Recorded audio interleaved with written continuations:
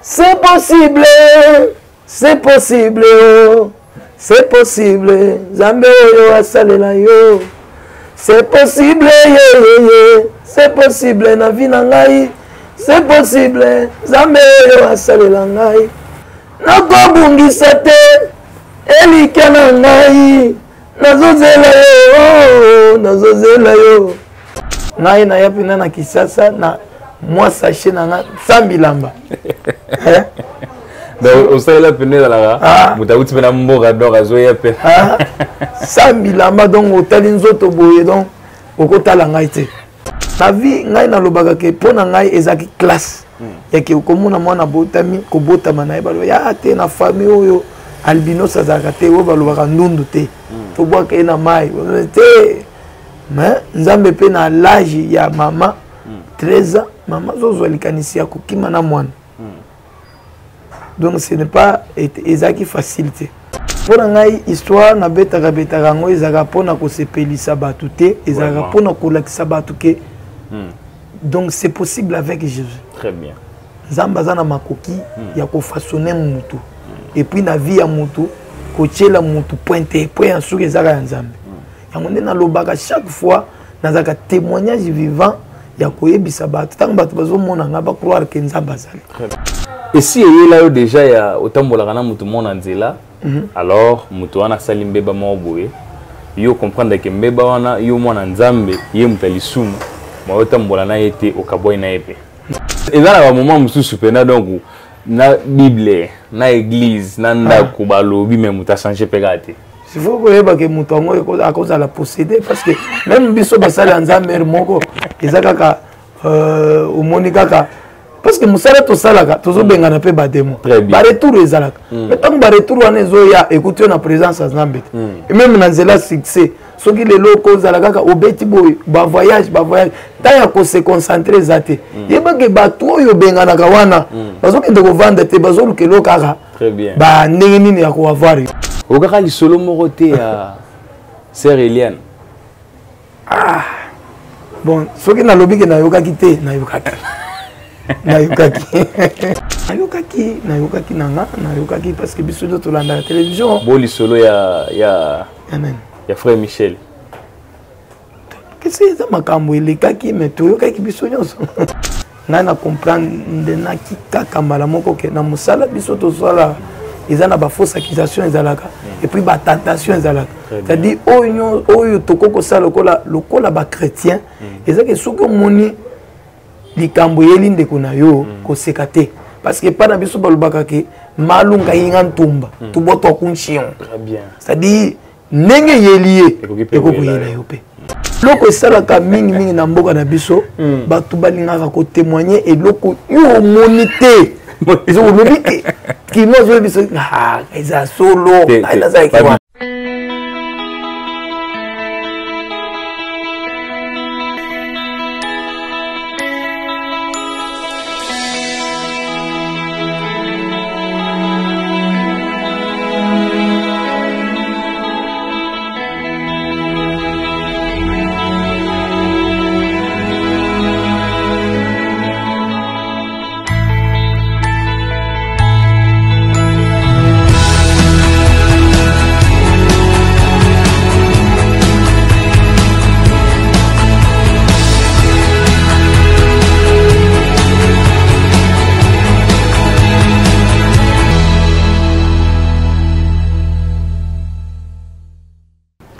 Wow, shalom très cher internet, voilà c'est votre frère Henri Lumbala. Désormais nous allons commencer à prendre avec vous sur BioLife TV l'émission Histoire vraie. En tout cas je dis un grand merci à tout le monde, sans oublier mon général Jeff Makayabou dans Balobi Kunanyo so bio na bio. Donc na terzas partout boyan la posa nango donc tout bio na bio lingolia ngombe fraîche, ou lingolia pondo fraîche. Donc n'hésitez pas de contacter BioLife to rememo jusqu'à ti et pas mon général Jeff Makayabou. Merci beaucoup à mon frère Kevin, mon frère Dexel ainsi que madame Kadi. Voilà, aujourd'hui nous avons un grand réel plaisir de recevoir sur ce plateau. Donc, la résidence, les frères Billy Bilona, frère Robert Balouki Mingi, Batuni, question trop, Dieu nous a fait grâce, Yaroyamba et Lelo. Bonjour Papa Billy. Bonjour, bonjour Ndeko Nangai, bonjour Batali Nyoso, il y a émission Nabiso.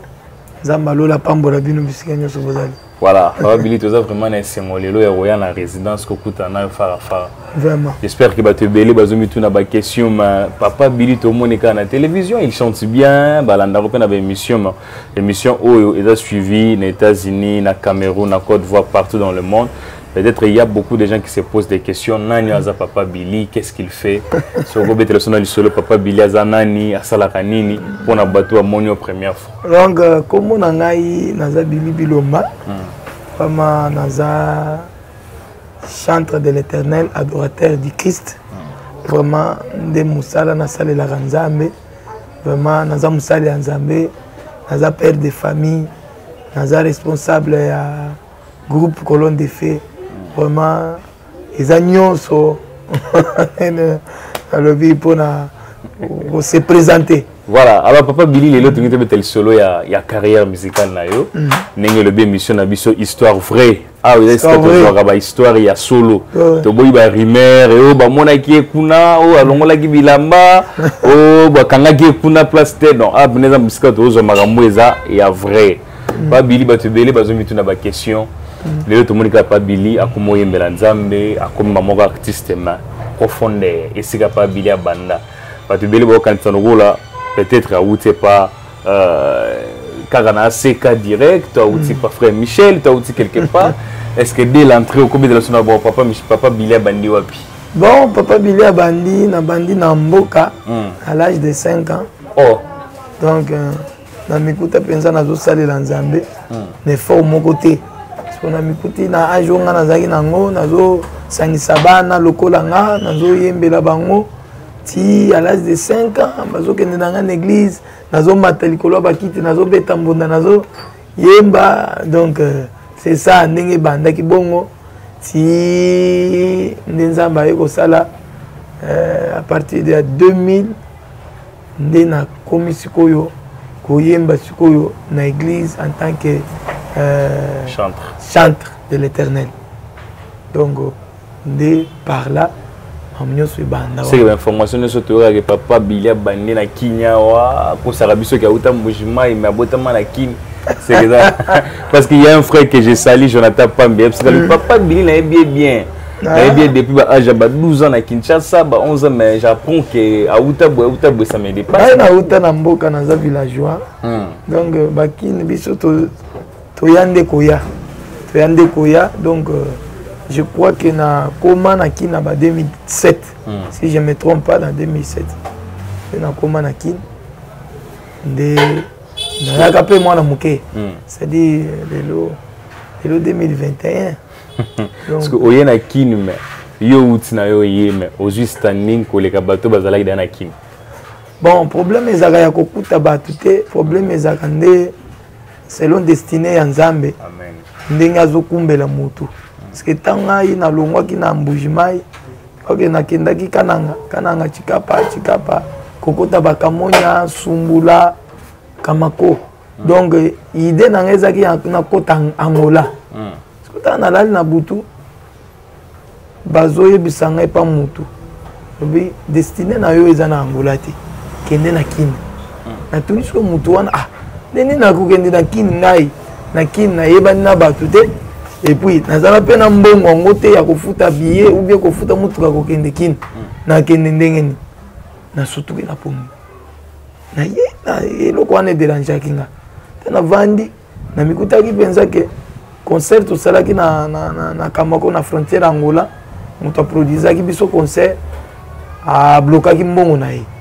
azwaki mbongo nyonso biso tozwaki mbongo te na vandi ka boye ndenge Nzambe pe kenda ko solusa ndeko na nga moko nazopesa mbote Fred Titi Mbuyi bisika zali Nzambe alobeli ye tindela mutu wana mbongo ye na ndoto mwana mutu abenga mutu moto yebana na ye na mbujima mais ye ko sala me ya komi na Kini alors oza wa est-ce que place oza wana est-ce que agence ezali nazotindela mbongo yao wana ndoto to ena non et comme si on a l'autre qui se comme na ya c'est-à-dire tu vois na tali ndoto ndenge na lotaki moto ayebisi nga nakende na Kinshasa destiné na nga eza na Angola te, c'est-à-dire natuni ye mbongo kofuta ekoya wapi tala ndenge ake kosimba oyo eza Nzambe. Navandi kaka akende na chindi bongo nazwi mbongo papa chikapa nazwi mutuka ti tokomi na Kinshasa ndenge tokomaki wana. Donc na nzela wana pe tellement babanda kobongisa banzela ya bakikwiti wana ezalaki mpenza mabe makasi. Tokoma na Kinshasa tosalaki ya mwa na nzela koteka biloko ozalaki nango bilamba ngai na ya pena na Kinshasa na mwa sachet na nga 100 bilamba. Donc osala pena la mutauti pena mboka donc azoya pena 100 bilamba donc otali nzoto boye donc okotala ngai te. Mais c'est-à-dire likambo ezaka ya kokuta bato be koya te likambo ezande donc destiné na yo eza wapi koyoka nde Nzambe atindi nga wapi. Eza neti Jonas bazobekende na Ninive yo ozokende ozo devient nzela lokola ezalaki ke destiné na ye ezalaki toute la mission etinda ya Nzambe ezalaki kaka donc na Ninive yango nde omonaki ke Nzambe asalaki mbisi emela ye ekenda kotika ye ka place wana lelo bato ebele bazobunga koyeba kozanga koyeba bisika Nzambe abenga yo obi azotinda yo. Lelo moto azovanda neti ke moto avandi na mbujima ya yo kiki Kinshasa mikolo yo mbongo ezomonana lokola kuna na mboka mbongo ezomonana te ngai na kimi nzala. Est-ce que tango yo zoya wana est-ce que Nzambe atindi yo eza siko bato mosusu avandi Nzambe ayebisi ye ke kende na Angola atosi boye akei aleki na bato baza na poto. C'est que il faut comprendre que tout le monde a raté hors volonté de Nzambe. Il faut que ça la volonté de Nzambe. C'est ça. Merci beaucoup mon frère Kevin na caméra, donc je suis très content avec toi. Na musalo c'est la biso. Alors papa Billy, net le bagi histoire vraie. Tu es maintenant histoire vraie. Tu vois qui na ba concert ba confrère mususu ba lobi. Papa Billy so betelo histoire na e et ko puisse pena makasi. Pena makasi papa Billy azaki délaissé na famille, azaki saboté na famille, azaki moto famille tchela ki sui espoir teke. Moto a rosala makamina na vie. Mais le Nzambe bazo salela yo. C'était quoi l'histoire? Zaki histoire ane bandaki wapi? Bon pour ngai histoire na betaka ngo ezaka pona ko sepelisa batu te, ezaka pona ko lakisa batu ke. Donc c'est possible avec Jésus. Très bien. Nzambe azana makoki ya ko façonner mutu. Et puis na vie ya mutu ko tchela mutu pointe point sur ezaka Nzambe. Yango nde na lobaka chaque fois nazaka témoignage vivant ya koyebisa bato tango bato bazomona nga ba croire que Nzambe azali. Et puis témoignage nanga elendisa pe bato mususu oyo bazomikuta na situation na banda omikuta. C'est-à-dire na vie ngai na lobaka ke pona ngai ezaki classe ya ke komona mwana botami ko botama na yeba ya te na famille oyo albinos azaka te oyo balobaka ndundu te to boaka na mai te. Mais Nzambe pe na l'âge ya mama 13 ans maman zozo likanisi ya kokima na mwana. Donc ce n'est pas ezaki facilité.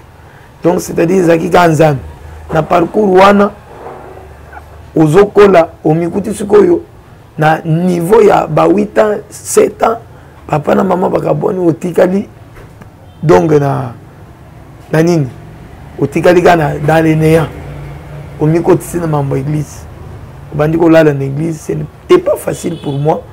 Donc pour ngai y arrivé un moment où bato belé banda on peut sanga chance te soko vandi na bato fo bakima fo simbi le kopo ya mai mutu ayebete yo ndo simbi donc il faut voir.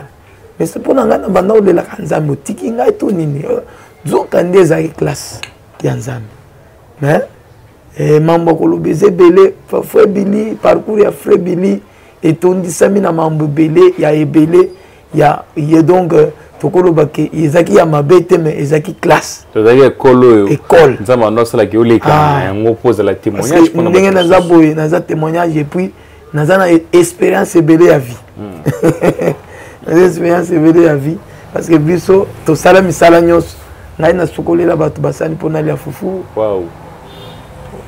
Ozangi maya kosokola moni mayo basokolelaka basani wana etikali okei ko ozwi mwa elamba otie mai wana obandi siko kolongola biloko wana obalobaka na chiluba binyinda nyinda obwaki otamize mai wana po sokola c'est-à-dire okomi na niveau yake faut tanga il faut beta pétrole na butu pétrole ozokota ba avenir bazo mona pétrole yaka na pétrole talaka na mboka oye otie pétrole na tongo ok sikoyo na wenze otali ba pantalon oye tebaka wana oye donc déchet osombi po olata mosusu ofuti classe c'est-à-dire ezaki penza na époque wana nyonso wana époque wana nyonso souffrance wana papa azalaki te maman azalaki te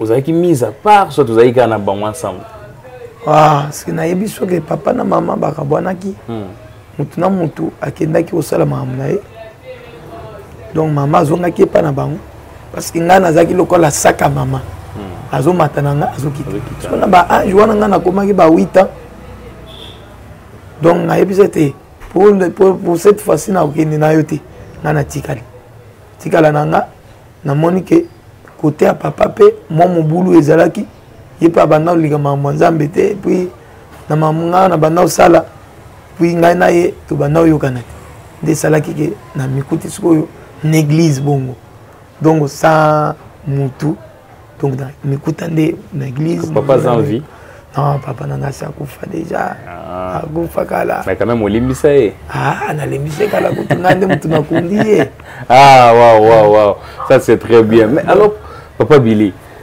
après ba histoire ba douleur après ba histoire nyonso betier en tout cas et pesinanga posa kolela mais fortifier nga comme au le bas OK tu as la école il faut que ça ba témoignage niveau d'Axel donc faut que ba témoignage pour la témoignage parce que ça la moi bien eza na musala nzambe mo ba yembi il n'y a pas héros sans histoire. Très bien. Héros nyonso il faut ça na histoire pour yeba oza héros elobe histoire même Jésus a une histoire histoire papa yemoko Jésus zo botema na mais non mais là comme papa il faut ça la histoire ce que moni obotami neti bana obiso to obota bazo botama baza na vie ya facilité kaka soki ke nzamba sali ke Alex pe na bakama musu to tala David papa na yena bandeko bazali mais lokola formation nzambe batinde na nzambe tamso banda ko lobaka papa o bayini katoni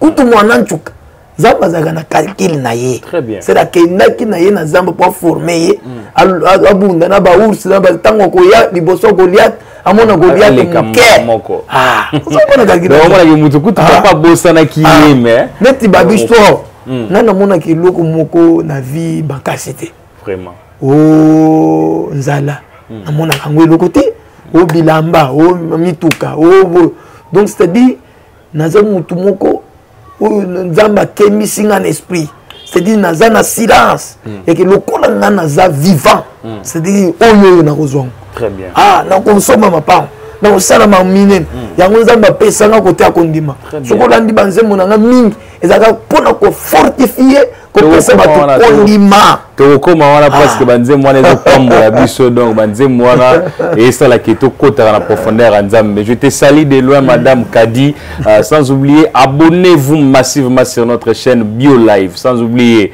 il faut aller plus loin de dire que non tu éviter ba formule dans ce lingo comme on a santé no roi yanga santé no roi papa Billy santé no roi frère Kevin santé no roi papa d'Axel. N'hésitez pas de contacter Jeff Makayab depuis Texas. Donc nous sommes connaissons bio na bio. Donc on a l'union sur ya sec, ya frais. Donc c'est bio na bio. Papa Billy, les loyers Kinshasa, nous avons passé aux grâces après avoir traversé un moment difficile, mais directement na ACK Kalemelem. Rencontre nous avec comment na pasteur Voici l'homme. Okuta na sima ya appel moko na mbushima baby kende kuna soit oyeka na Kinshasa courage ki mwana mobali alors kuta mbala moko. Obi et c'est que ça nga parce que Nzambe aza le grand destinataire a destinaki vie na ngai na ndenge tango kolongo na nga na mbujimai je me souviens ezalaki prophétesse moko tant ozo sambela azo ebisanga te ngai na moni un pasteur a défini le pasteur François Nantokutana te asimio na loboko nzambe azoyebisa ngai nazomona moto bozokende na ye te so tobanda kokende na mama moko sœur Mireille bisika azali nazopesa mbote na Lubumbashi parce que donc na nzela na ye nde esalaka ke tolonga na mojimai mama nazolobaki namoni bozokende na mama oyo te ngai namoni pasteur wana akangi yo na maboko bozokende batie bino na bapangarde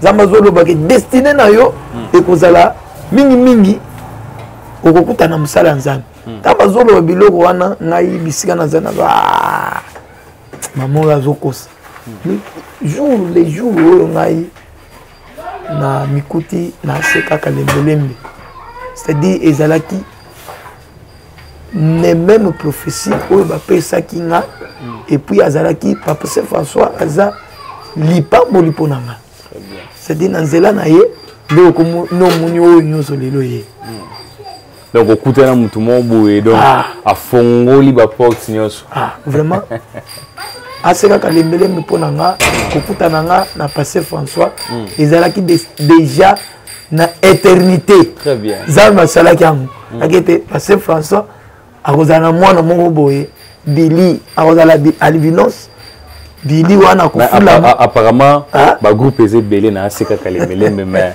totalaka mona otala mpena kilti bomonika soki pasteur François Madouara colonne de feu allez en full antenne colonne de feu en full antenne donc aux enfants chéris na ye soit ezaka musique ndezo non toza ba enfants chéris ebele toza na ba frère fiston toza na vrai tati na pesi bango mbote c'est-à-dire mosala biso tozosala mutu na mutu aza na grâce na ye très bien grâce ya frère Billy na colonne de feu eza tout d'abord ko amener bato dans la présence de Dieu ngai nalingaka nazaka na mungongo yango ya koyemba te ezaka ngongolu nzambe apesi biso ya ke komema bato na trône ya nzambe yango ndozomona donc toza lokola toza biteni oyo tozoconstitue corps du Christ c'est-à-dire frère fiston soki saisi ya kobinisa bato aza wana frère stati soki s'agit ya kobeta musique posé ya baresponsable aza wana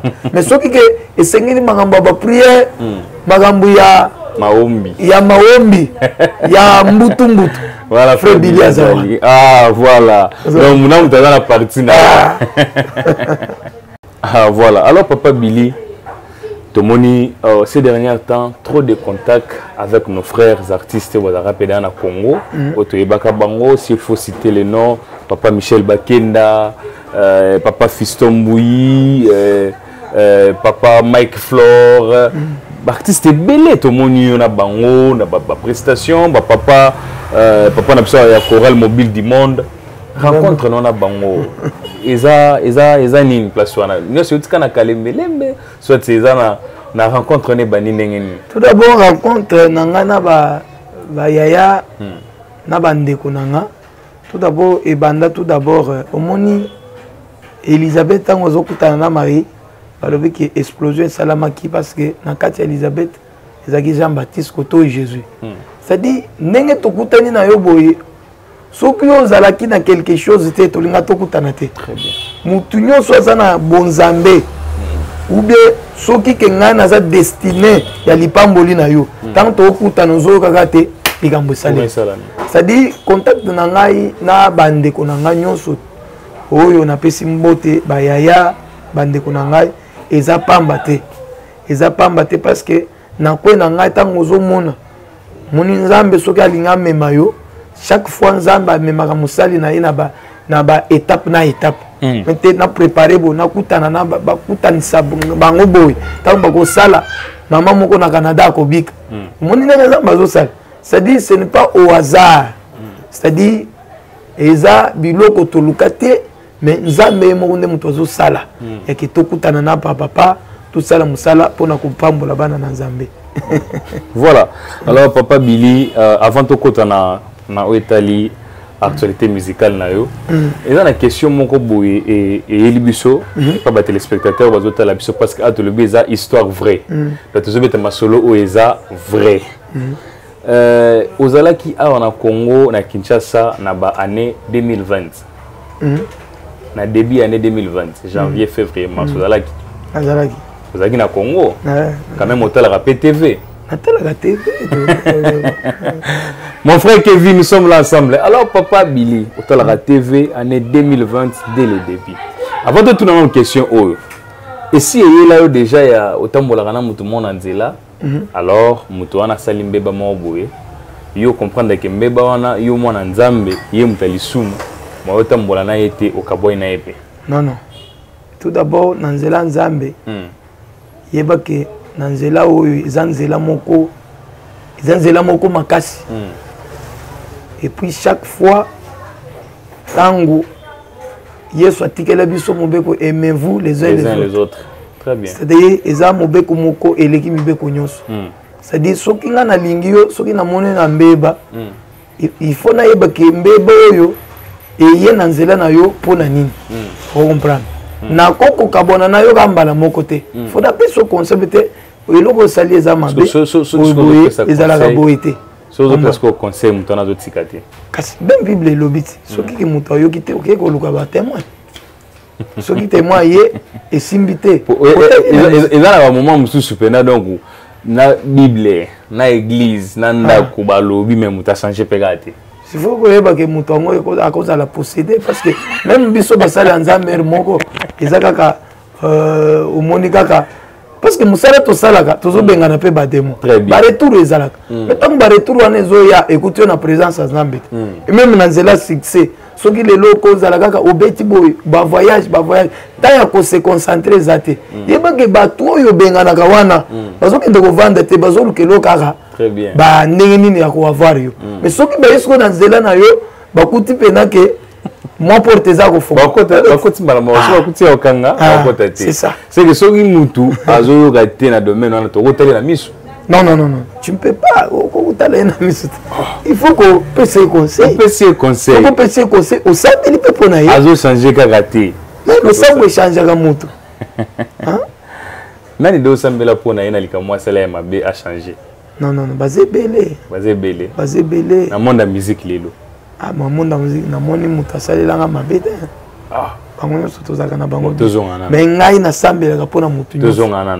Pona mabete mais pona nzamba sunga oyo nyoso atangami adorateur du Christ. Tozongana pas Billy.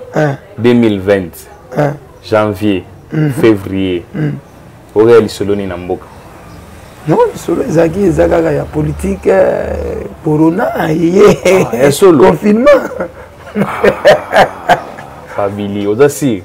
Naza siriti nemba solo ngana yebi yangona. Okaka li solo morote ya Sœur Eliane. Ah. Bon, soki na lobi ke na yokaki te, na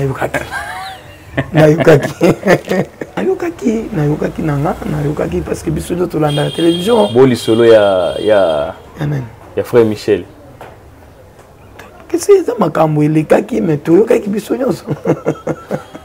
Parce que apport na yo tant que chrétien na makambo wana de part et d'autre pas frère Michel et pas pasteur Moïse Mbi. Apport na yo tant que musala nzambe. Apport na tant que musala nzambe parce que na comprendre na kaka mbala moko ke na musala biso to sala ils ont ba fausse accusation ezalaka et puis ba tentation ezalaka. C'est-à-dire oyo tokoko sa lokola ba chrétien ezaka soki moni likambo yelinde kuna yo ko sekate parce que pas na biso balobaka ke malunga yinga ntumba to boto kunchion. Très bien. C'est-à-dire nenge yelié ekoko yela yo pe. Il faut pas ko sekaye. Mais faut sambela. Faut ko sambela pona ye ko lendisa ye. Mais quand même atana nenga katsa mutema yo sambeli no mena nenga mutema bi quand même que non. Mutu nango te banelo kana pesa solo. Non. Omoni na vie toko témoigner pour na mutu pour na mabete parce que na musala nzambe biso to sala ka tozo mona même na Bible Joseph. Tant moi si à Potiphar atikala ki na ilamba a témoigner ki ke abima ki na mais il y a ça là qui était mais nous qu'on a battu mon gars il là bas Joseph Assani Assani mais ce qu'on a dit na cause là Moïse bi Assalak ni Michel Assalak donc tant musu bako c'est na bon. Merci beaucoup à toi, mon ami Kevin. Je te salue toujours. Je sais que tu es tout près de moi.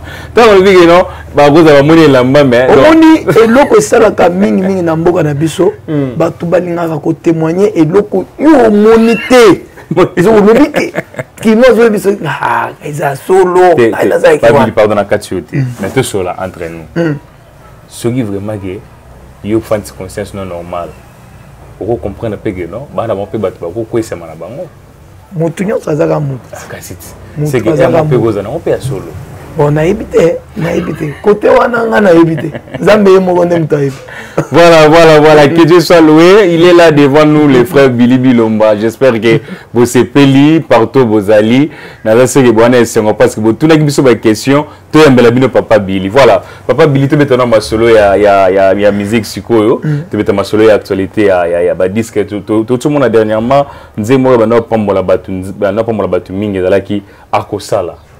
Nze mwana zalaki moté mananga batela kimia plutôt moté mananga batela kimia elongi ezali nze mwana d'abord félicitations to la nagi en Afrique du Sud total na kati ya salle mutuno sozaki touché voir même na bat bazaki le collab podium frère Fiston frère Fabrice tout le monde batu nyonso tout le monde frère même frère Paul Bakenda ya kanyo na nzoto mais quelle atmosphère d'abord album wana secret na ngweza kinini pour combattre comme wana tout d'abord secret album wana eza tout d'abord kozala na makolo ya Yesu koumela parce que nzembo wana iya na en pleine prière puis tant passer à zoter pe l'église voici le bazoter Dieu existe ko désespérer te na vie ko konchouete et le komoko na kati nanga motema na webe atelekimi. Parce que dans le moment où on a un côté, c'est-à-dire dans le côté où on a le succès, on a les athées et l'autre mon côté. Donc, nous avons la place de Bana, on va à Bisso. Tu as les gars qui ont les gens mais, mon thème, on avait battu la kimia et l'on les a dit. Madame, comme mélodie, vous comprenez? Deya nakatia ah Nzembo Nzambe Nzamba salaki sinon il y a nguya Nzembwana mais constamment malheureux papa Billy Nzembo na nguya ils ont édifié mais c'est comme si côté promotion aux ça net kola la mukie kasi eza likambo ya ngwana nde otolela ka chaque jour musala ezali Nzamba zo pesa biso musala mais yango to na lela ka chaque jour yake bande ko ya mitema malamu omoni na niveau ba producteur bazana bango te mikolo zaka bande ko yake moi 200 moi 500 salabo de tuke liboso mais soke zo salema ke ya yo moko ozu ya ta moi 100 yo te ndako ezali ko le ko chafufu na ndako eri noko ke no pesa na télévision be na studio ko basala musala ninge ba na biso ba lobaka ke lukanu lumaka lutu bi loko di bokuto c'est-à-dire il faut bato mutema malamu basunga biso parce que musala ezali message onza mazo pesa biso chaque jour ezali oyo koko sala ke pambola pa etande komoko mais makoki ezate yango ndo mona côté wana moi promotion zokende voilà nzamba sala bandeko bolanda biso oza na France oza na États-Unis oza na Canada bato ko soutenir bango tu vois il y a la grâce tant on aura banze monogola motema nanga batela kimia et longue ezali vous sentez vraiment que il y a quelque chose il y a une chose de Dieu là-bas et le moko nzambe za na kati on a ko senga et si vous allez ko hésiter te ko pambola papa Billy Bilomba otozana na esika o alors papa Billy to comme vraiment ko chiter vers la fin de notre émission ce qui lelo album wana il faut exemplaire nango pour les abanzembu dans la carte j'espère que na deuxième émission na biso to ko décortiquer moko na moko demande de rose la nini na bato botala biso bato bolanda biso demande de rose la nini pour na album oyo ezo place nango bon demande nanga pour na album oyo ezo place nango ezo senga kaka bande ko na biso nyonso très bien ba soutenir biso tout d'abord na ba conseil na ba prière na ba remarque et puis na finance très bien yango nde koko sala ke lelo to komi na monde net soki ke basungi biso parce que biloko ezali papa Nzamba pesa ka biso biloko eza na kati awe vandi mais moyen ko bimisa ngo ezate voilà pour que de studio ezo senga ba séance au foot pour batu ba betela yo ezo senga pesa bango mbongo donc biloko nyoso esenga mbongo kasi biso makoki ezate vraiment ndeko na nga nyoso kolanda nga oza na Congo oza na Afrique oza na mikila poto vraiment frère Billy a besoin de soutien financier. Bosunga ngai. Donc nazo lila ke bosa nini bosunga ngai. Musalo eza nkolo. Musalo eza nkolo papa Billy oko pesa numéro pour na bandeko bolanda biso. Numéro na biso eza plus 243 89 718 94 47 plus 243 89 718 94 47. Soki oluki biso na WhatsApp tozali oluki biso na YouTube obeti Billy Bilombo officiel okozwa ngai ok na Facebook page Facebook Billy Bilomba Flevic ezali Billy Bilomba adorateur non na Facebook okokuta biso. Voilà. Alors papa Billy toko kabona boete ezana ndeko d'accès az autres na ba question mais bolo belaka papa Billy Bilomba mais to yebelo ko to yebelaka papa Billy wana tanga telemaka na scène ata extrait na ngoto yebelaka ye avant to kabona na ye. C'est possible, c'est possible, c'est possible. Zambe yo asalela yo. C'est possible, c'est possible na vie na ngai. C'est possible, Zambe yo asalela ngai. Kolo na bilembo, masia na bilembo, salanga elembo. Kolo na bilembo, masia na bilembo, salanga elembo. Nakobungisa te, elike na ngai, nazozela yo. Ata nazolala na église, mama zela Nzambe, yazana makoki ya kopesa yo bisika kovanda. Ata ozobela, mama belela Nzambe, yende lobiko ya bazanga lobiko.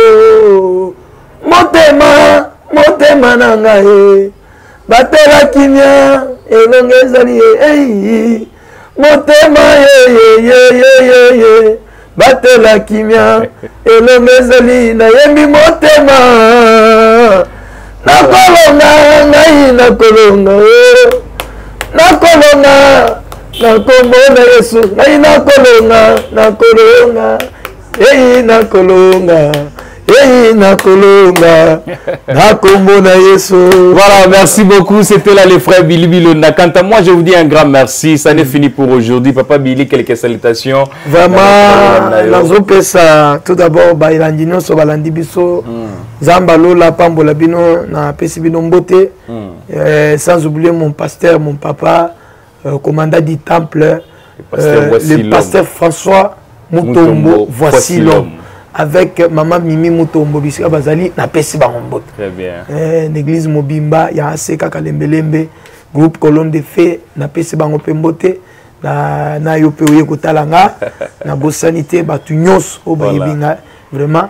Que Dieu vous bénisse. Merci, ça n'est fini pour aujourd'hui. Quant à moi, je dis un grand merci à tout le monde qui nous avait suivis à la maison. Sans oublier mon frère Daxel na montage, mon frère Kevin devant moi qui est à la caméra. Et je dis un grand merci à celui que j'appelle Jeff Makayabou. Donc sans oublier d'éviter trop de formules. Balobi Kuna, Nyos Feza Bio na Bio. Olingolia Ngombe à fraîche, Pondu à fraîche. Depuis Dallas, nous sommes là. N'hésitez pas de nous contacter. En tout cas, nous sommes au votre service. Je dis un grand merci à mon père biologique, le pasteur Joseph Lumbala. En tout cas, soyez branchés et connectés sur BioLife TV. Vous ne serez jamais déçus. Que Dieu vous bénisse. Amen.